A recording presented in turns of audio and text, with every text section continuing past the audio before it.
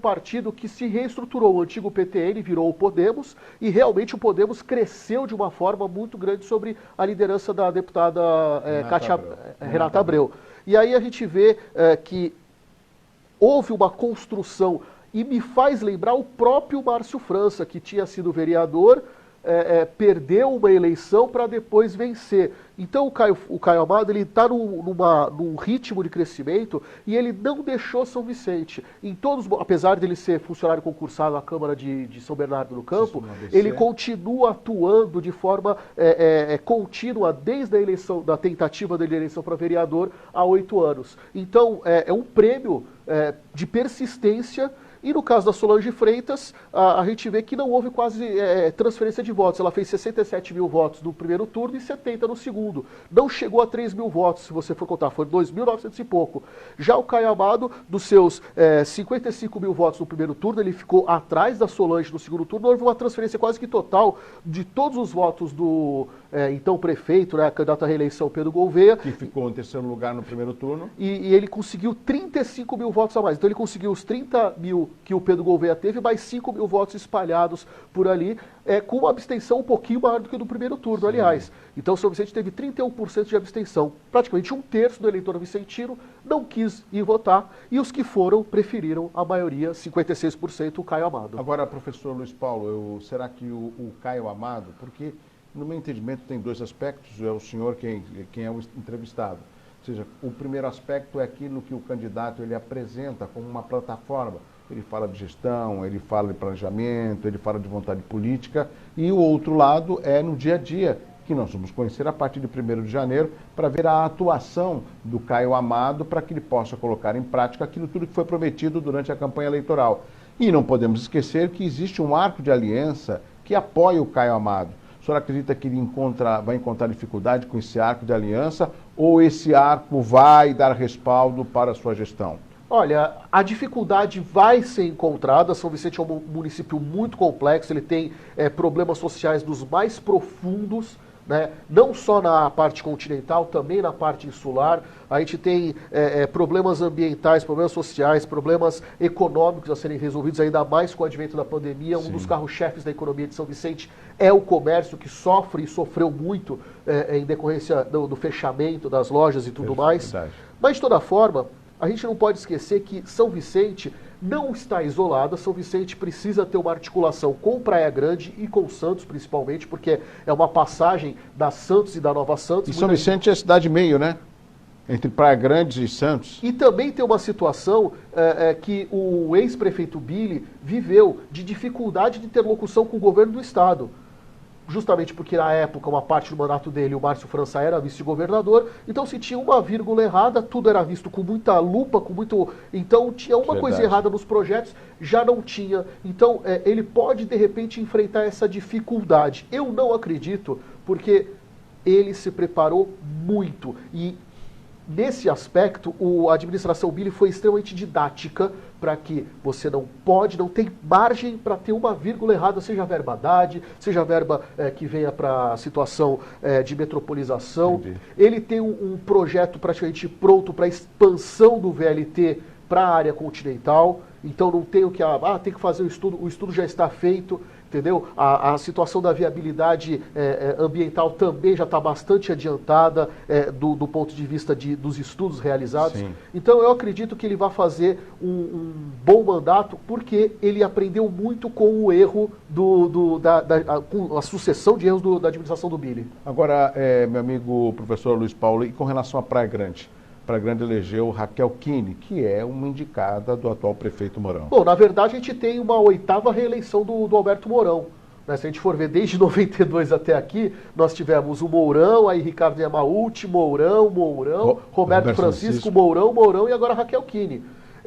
O Mourão ele coloca assim, olha, ele não deixa uma liderança forte crescer, né? Ele não permite isso, e aí ele pega dentro dos quadros, e um detalhe importante, que ele não tinha tanto com o Roberto Francisco, mas ele tinha com o Ricardo Yamauchi e com certeza tem com a Raquel Kine. A Raquel Kine o acompanha desde 1992, desde antes dele entrar na prefeitura, na articulação que foi feita para... Então ela foi secretária de obras, uma mulher engenheira, já é uma coisa há 30 anos atrás difícil, né? Ainda mais como à frente da Secretaria de Obras. Depois ela foi secretária de Transportes do município. Enfim, ela estava sempre assessorando o Alberto Mourão. Se tem uma pessoa que é realmente de confiança do Mourão, é a Raquel Kine.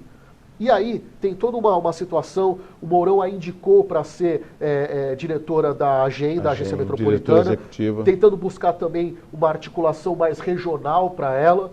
Então, apesar dela não ter aquela facilidade, que o próprio Mourão também não tem, do discurso, da oratória... A empatia com relação ao personagem político, né? Mas ela é de extrema confiança do Mourão, e a gente pode ver que a diferença que ela teve com relação ao Danilo Morgado, de 5 mil votos, ela cresceu 20 mil votos para o segundo turno, o Danilo Morgado cresceu 15 mil. Então, a distância entre os dois se ampliou em 10 mil votos. Então, houve uma certa junção de lideranças na cidade que reconheceram que, sob a tutela, sobre a batuta do Alberto Mourão, a cidade de Praia Grande se transformou.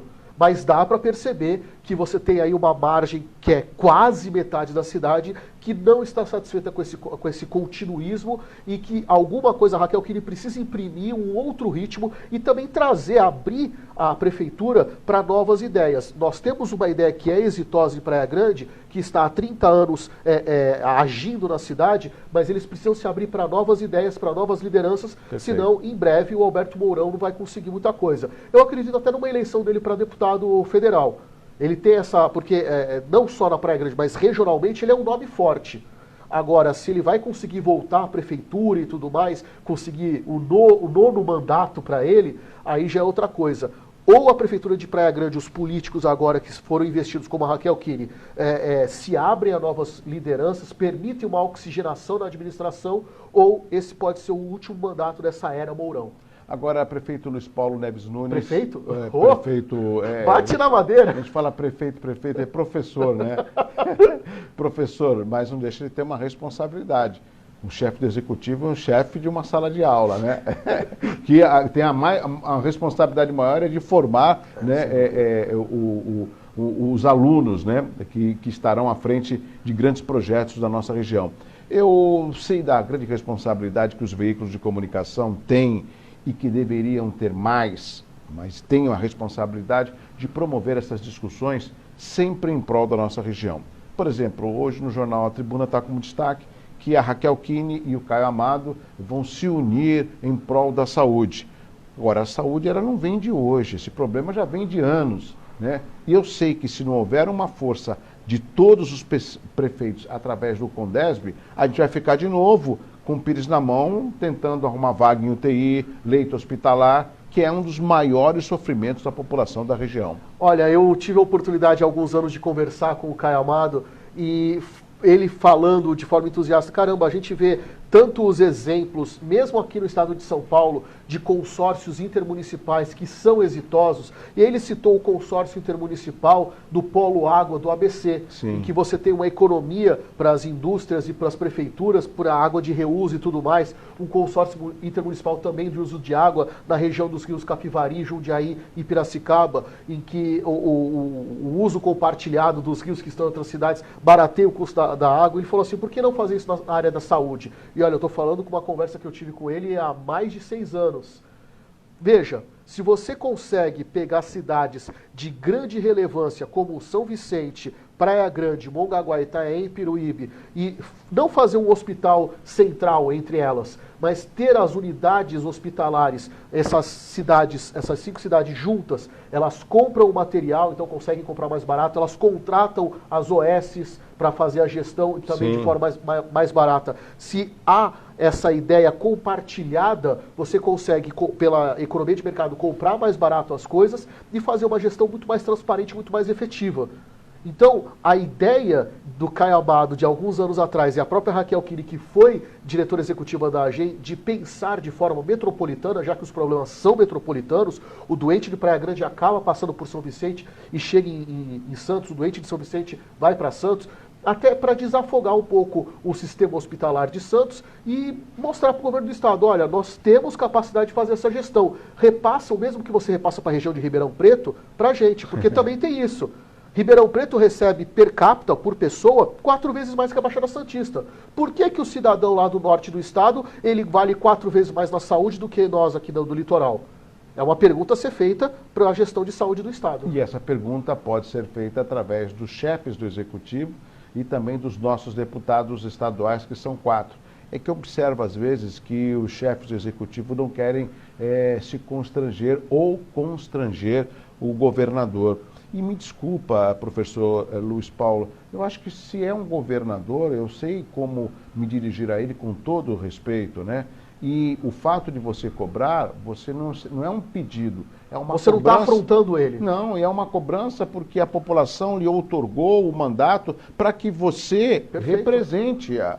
Entendeu? Exatamente. Às vezes, não, deixa para lá, não vou entrar nesse assunto, mas tem que entrar nesse assunto, né? Nesse ponto, eu vejo as cidades, as regiões metropolitanas do interior muito mais unidas do que a nossa região metropolitana da Baixada Santista, que foi a primeira a ser criada em 96. A primeira a ser criada porque ela tem as 2 características mais importantes para a região metropolitana, que é o movimento pendular e a conurbação, ou seja, as áreas urbanas se unificando. Mas isso está longe de ser uma verdade no campo da política. Então, que bom que Caio Amado e Raquel Kine resolvam conversar e tragam consigo o Thiago Cervantes, tragam o Luiz Maurício e tragam o Márcio Cabeça, para a gente poder fazer do Litoral Sul não um problema da saúde, mas uma solução, através de, quem sabe, um consórcio metropolitano ou intrametropolitano de saúde. E o senhor sabe, professor, tem um outro aspecto, os prefeitos sabem, as cidades do Litoral Sul, elas acabam tendo um número maior de turistas durante a temporada de verão. Por exemplo, mais do que Santos. Porque Santos não tem mais por onde se expandir. Praia Grande, as cidades do Litoral Sul, por exemplo, chegam a quintuplicar a sua população. Exato. E aí você precisa, entre outras coisas, que não é só a água, também ter condição de uma infraestrutura médica, né? Principalmente nesse momento de pandemia, que as pessoas, pelo menos nas férias, elas vão querer tão cedo essa pandemia, quando é que vai vir a vacina? Até vacinar todo mundo, fica tranquilo que a gente vai chegar no meio de 2022. Tá? Então, enquanto a gente não começar a pensar como é que eu vou fazer para o futuro, como é que eu vou pensar os 50 próximos anos do Litoral Sul? Prestes Maia, olha só, gente, eu estou falando dos anos 40 do século XX, 80 anos atrás. Prestes Maia falou assim, que precisava construir entre o distrito de Parelheiros e Itanhaém uma nova estrada. Já está demarcada. Já está demarcada, com o Rodoanel ficou muito mais fácil. E olha, nem precisa dar para o sistema Anchieta Imigrantes, o pessoal aí da Ecovias. O governo do estado tem competência para construir, porque é um trecho relativamente pequeno. Ou se não, faz uma PPP. Também, porque tem a SP Mar, tem uma série de outras empresas que com certeza explorariam esse filão. E aí você até, você quer construir isso aqui, quer explorar, legal. Então você vai fazer a ligação de Piruíbe até a Res Bittencourt também. Você vai duplicar ela, que é uma ligação importante. Para você até favorecer o fluxo de mercadorias da região do Vale do Ribeira para a Baixada Santista. Eu não sei se caberia este trecho, mas é mais ou menos igual ou semelhante que foi feito em Santos com relação à outorga onerosa. Sim, sem dúvida. Acabou sendo, no impacto de vizinhança, viu que tal empreendimento ia impactar. E ali foi oferido um valor, e aquele valor a prefeitura poderia investir em qualquer parte dentro do município. Se a gente tem uma região metropolitana, a gente pode discutir isso de uma forma metropolitana ou com as cidades do Litoral Sul. Porque muita gente me pergunta, mas para que diabo serve a região metropolitana? Para que diabo serve a AGEM? Tem gente que fala, uma casinha de chá, o pessoal vai lá para discutir. Veja, grandes projetos metropolitanos, eu acho que um dos primeiros grandes projetos que nós tivemos efetivamente é o VLT. O VLT ele precisa chegar até o Litoral Sul, até pelo menos Praia Grande, pelo fluxo de pessoas que viajam todo dia de Praia Grande a São Vicente e a Santos. Precisa. Perfeito. Eu nem vou falar de túnel e ponte, porque uma iniciativa não obstaculiza a outra.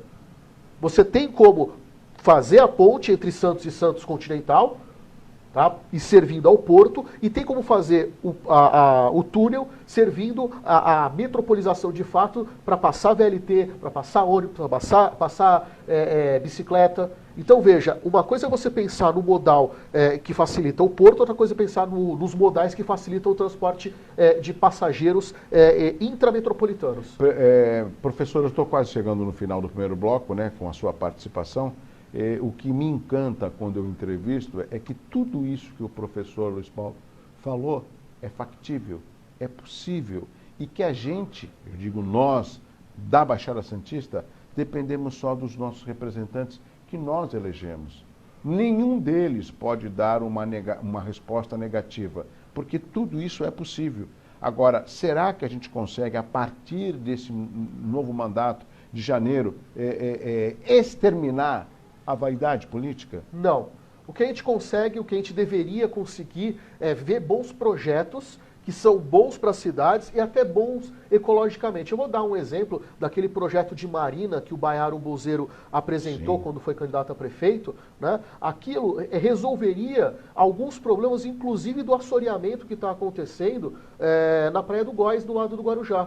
Então você disciplinar a maré ali, fazendo com que a dragagem aconteça num ponto específico e fazendo com que tivesse um equipamento turístico dos mais bonitos do mundo. Não vou nem dizer do estado, do país, do mundo, que seria aquela marina projetada pela proposta do Baiaro Bolseiro. Professor Luiz Paulo Neves Nunes conversando com os amigos aqui no Hora Geral. Professor, eu vou, lógico, convocá-lo mais vezes para te discutir esse tema que é fundamental. E em cima dessa última análise do professor, também tem outro aspecto que eu estou cansado de ouvir.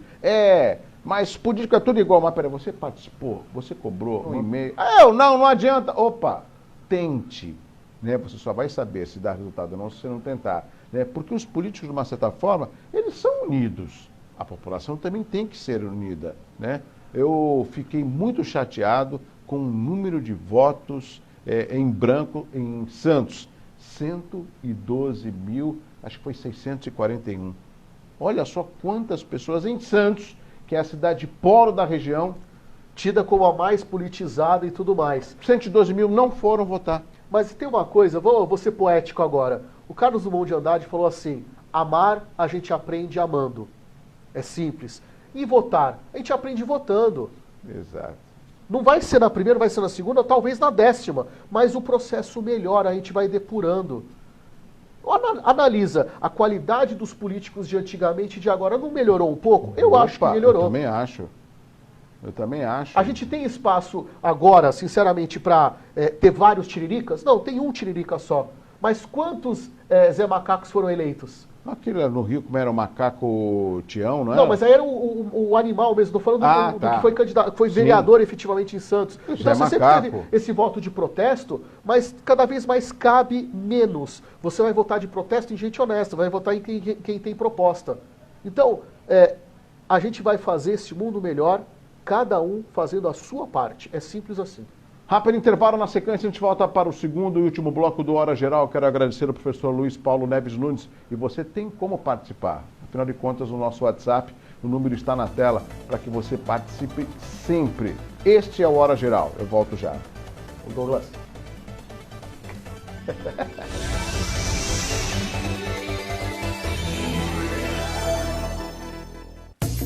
Caderno Regional, segunda a sexta, 7h30 da noite, na Santa Cecília TV. Vai montar o seu negócio próprio e quer entender de tudo que é necessário? Tem a sua empresa e quer acompanhar os resultados que ela apresenta? Saiba que nós da RM Auditoria Contábil já oferecemos há mais de 30 anos esses serviços. O conceito de parceria com o cliente, nosso maior ativo, faz com que estejamos sempre prontos a atender suas demandas. Equipe técnica treinada e motivada para executar as tarefas que o seu negócio necessita, pois o nosso objetivo é que seus números sejam tratados com eficiência. RM Auditoria, Avenida na Costa 258, quarto andar em Santos. Telefone 3208-2444. RM, somando o nosso futuro ao seu. Agora, Santa Cecília TV te acompanha em qualquer lugar que você estiver. Santa Cecília Aplicativo. Toda a programação ao vivo da Santa Cecília TV e você ainda pode acompanhar as notícias do Santa Portal e ouvir a 107,7 Santa Cecília FM. Baixe agora mesmo na Play Store do seu smartphone e leve a Santa Cecília para qualquer lugar do mundo. Santa Cecília Aplicativo. Toda qualidade e tradição agora em suas mãos.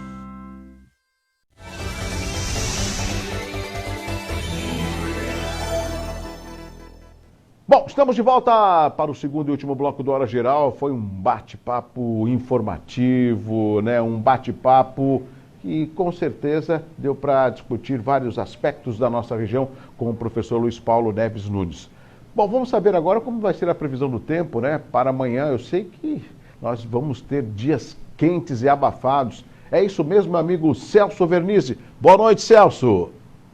Alô, amigos. Alô, Douglas. Hora geral, boa noite. Tempo instável nas próximas 24 horas.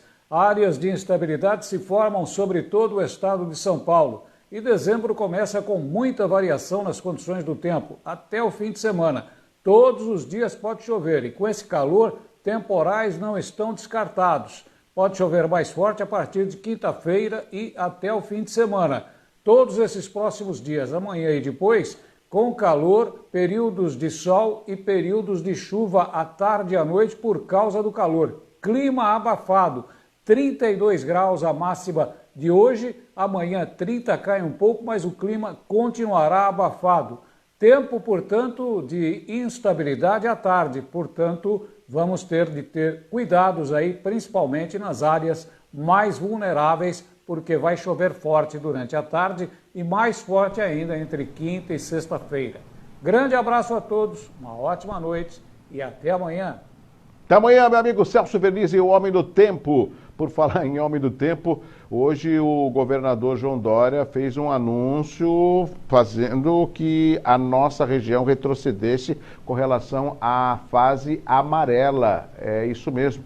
Vamos ouvir o que o governador João Dória falou a respeito dessa modificação, e isso nos preocupa muito por causa do momento de pandemia que nós ainda estamos vivendo. Governador, fique à vontade aqui no Hora Geral. Com o claro aumento da instabilidade da pandemia, o governo do estado de São Paulo e o Centro de Contingência do Covid-19 decidiram que 100% do estado de São Paulo vai retornar para a fase amarela do Plano São Paulo. Essa medida, quero deixar claro, não fecha comércio, nem bares, nem restaurantes. A fase amarela não fecha atividades econômicas, mas é mais restritiva nas medidas para evitar aglomerações e o aumento do contágio da Covid-19. Esta mudança para a fase amarela não altera a programação de volta às aulas e as escolas não serão fechadas. O Centro de Contingência decidiu também diminuir o tempo de análise de dados de 28 em 28 dias para 7 em 7 dias, como já fez anteriormente. É uma medida de prudência que estamos tomando para melhorar o controle da pandemia. E precisamos do apoio. O apoio da população, o apoio de micro, pequenos, médios e grandes empresários e o contínuo apoio dos heróis que são os profissionais de saúde, que em São Paulo já ajudaram a salvar milhares de vidas. Governador, essa prudência eu concordo. Temos que ter de todos nós a conscientização. Semana passada, você que acompanhou a Hora Geral, perdemos amigos conhecidíssimos, um deles o professor Ivan Sheida, né? Só para ficar um nome emblemático de uma figura que eu tinha um carinho muito grande. Então depende de nós essa conscientização, né? Usar a máscara, lavar sempre as mãos, ou se não, álcool em gel, evitar aglomeração, né? Para que a gente possa, o mais rápido possível, eu sei que isso não depende só da gente, ter aí a vacina e que ela possa ser oferecida às pessoas e a gente combater a Covid-19. Responsabilidade. Ainda estamos no momento de pandemia, tá certo? Olha, um abraço forte para você, obrigado pelo carinho, pela audiência. Não se esqueça que o Hora Geral é feito justamente para que você fique bem informado. Se você quiser interagir, participar, 981 70 1434. Um abraço assim, ó, um abraço forte para você. Amanhã tem mais e amanhã, a pedidos, eu vou apresentar, ou melhor, eu vou reapresentar a entrevista do prefeito Walter Suman, prefeito reeleito no primeiro turno com mais de 112 mil votos aqui na nossa região. Mas tudo isso amanhã. Tchau. Hora Geral. Apoio. Grupo Mendes. Ajudando a construir a história da região.